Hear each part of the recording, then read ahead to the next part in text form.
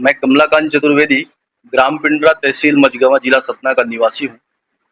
वहाँ पर एक हनुमान जी, चूँकि आज हनुमान जी का जन्मोत्सव है, आज उन्होंने जन्म लिया है, तो एक मंदिर उनका था वहाँ पे। उसके उपलक्ष्य में यहाँ बात करने आया हूँ।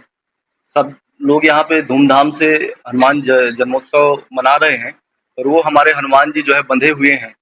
उनकी जगह पर वहाँ के भूमाफियाओं ने कब्जा कर लिया है, और सरकारी कर्मचारियों की मिलीभगत से उसका अवैध रूप से पट्टा करवा लिया है। मैं आप सबके माध्यम से अपील करने के लिए आया हूँ कि सरकारी महकमा जो अभी तक काम नहीं कर रहा है, उस पे कार्रवाई नहीं कर रहा है, जल्द से जल्द कार्रवाई करे, और जो संपूर्ण संसार के संकट मोचक हैं, उनको लोग बांधने का प्रयास किए हुए हैं, उनको मुक्त करवाए।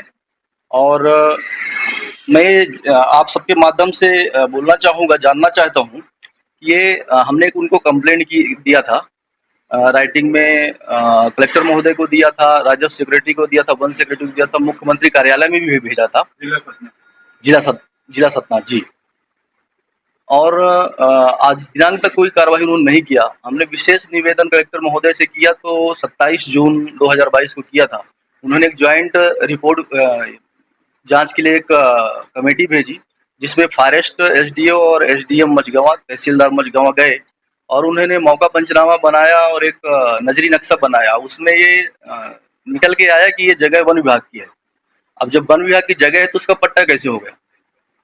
हमने उनसे निवेदन किया कि आप इस पे कार्यवाही करिए, पर उन्होंने अपने कान में उंगली डाल के रखा हुआ है, कार्यवाही नहीं कर रहे हैं। हमें विश्वस्त सूत्रों से पता चला था कि वहाँ पे बड़े पैमाने पे पैसे का लेन-देन हुआ है। हमने ये चीज़ लिखित रूप से कलेक्टर महोदय के संज्ञान में लाया कि ऐसा-ऐसा हुआ है, आप इसके ऊपर एक्शन लीजिए। उन्होंने साफ नकार दिया कि मैं इस पे कैसे एक्शन ले सकता हूँ, एफआईआर कैसे करवा सकता हूँ। और ये कंटिन्यूअस हम 1 साल से इसका फ़ॉलो-अप ले रहे हैं।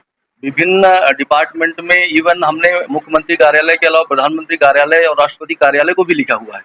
उसके बाद भी लाल फीताशाही की इतनी एरोगेंसी है कि वो लोग काम नहीं करना चाह रहे हैं, इस पे कार्रवाई नहीं कर रहे हैं, प्रकरण को दबाने का प्रयास कर रहे हैं। तो ये हम जानना चाहते हैं कि भाई ये किस शुभ लाभ की वजह से ये कर रहे हैं, या वर्तमान सरकार जो है उनका दबाव है, या मनी पावर काम कर रहा है? तो आप सबके माध्यम से मैं जानना चाहूँगा, और ये इतना बड़ा प्रकरण है कि यदि इसकी सूक्ष्मता से जाँच की जाए तो ये व्यापम से भी बड़ा घोटाला निकल सकता है। उसके पीछे का रीज़न ये है क्योंकि वन विभाग की ज़मीन है, और उनके साथ में फेर-बदल करके हेर-फेर किया डॉक्यूमेंट के साथ में, वन विभाग की है, तुरंत पट्टा रद्द किया जाए। अब अभ्यर्थियों ने अपील किया, अपील करने के बाद कमिश्नर रीवा ने उसको निरस्त कर दिया, और उनका डिसीजन न्याय संगत माना कि वन विभाग की ज़मीन का पट्टा नहीं हो सकता है।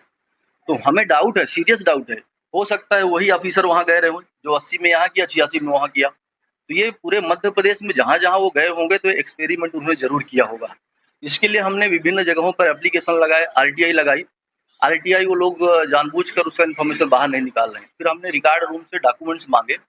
रिकॉर्ड रूम में लिख के दिया कि ये तो वन विभाग की ज़मीन है, और जो उन्हें प्रकरण दिया हुआ है और पट्टे का अपना कुछ डॉक्यूमेंट्स दिखा रहे हैं कि इसकी वजह से हमारा पट्टा है। रिकॉर्ड रूम बोल रहे हैं कि हमारे पास ऐसा कोई अभिलेख ही नहीं है, यहाँ पे कोई रिकॉर्ड दर्ज ही नहीं है। तो इससे सिद्ध हो रहा है कि ये फर्जी प्रकरण लगा के और अवैध रूप से पट्टा करवाया गया है। इसमें सरकारी कर्मचारियों, राजस्व और वन विभाग दोनों की मिलीभगत है। इसीलिए वो जो उसको दबाने के लिए आरटीआई की जानकारी भी बाहर नहीं निकाल रहे हैं।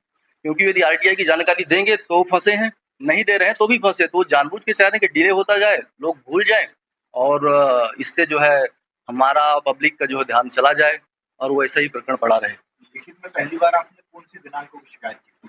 हमने लिखित में 27 जून 2022 को माननीय कलेक्टर महोदय को, साथ में राजस्व secretary, one secretary Bhopal Madhya Pradesh, और पीएमओ ऑफिस को लिखा था।